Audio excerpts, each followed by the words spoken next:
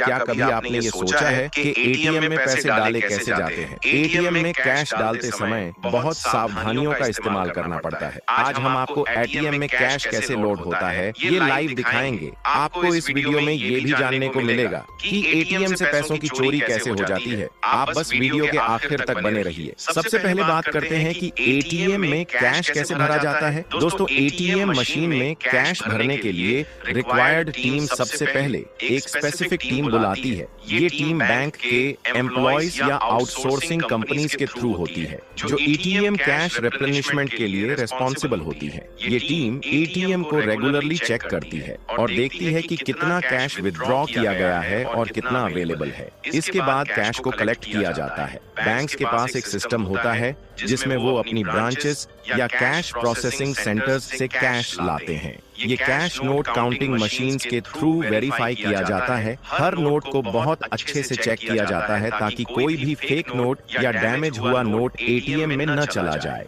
इस verification process के बाद कैश को एक सिक्योर वॉल्ट में स्टोर किया जाता है। दोस्तों, एटीएम में कैश भरना एक सिक्योर प्रोसेस है, इसलिए ये काम सिक्योरिटी गार्ड्स के साथ किया जाता है। जब एटीएम में कैश भरने का टाइम आता है तो एक सिक्योरिटी गार्ड कैश को एक सील्ड बैग्स में पैक करके एटीएम तक ले जाता है। ये बैग सील्ड होता है जिससे कैश थेफ्ट या डैमेज से बचाया जा सके। अब एटीएम मशीन को कैश भरने के लिए ओपन किया जाता है। इसके लिए एक एटीएम टेक्नीशियन या ऑथराइज्ड पर्सन की जरूरत पड़ती है। एटीएम मशीन के सेफ कीपिंग के लिए एक एनक्रिप्टेड की सिस्टम होता है जो सिर्फ ऑथराइज्ड पर्सन के पास होता है। की से एटीएम का फ्रंट पैनल ओपन होता है जहां कैश को स्टोर किया जाता है। इसमें एक कैश ट्रे होता है जहां पर बैंक नोट्स को रखा जाता है। आपको बता दें, ट्रे में 3 तरह के स्लॉट्स बने होते हैं जिसमें हर तरह के नोट्स अलग अलग सेट करके रखा जाता है। जैसे कि एक स्लॉट में 500 के नोट्स, दूसरे में 100 के नोट्स और तीसरे में 200 के नोट्स रखे जाते हैं।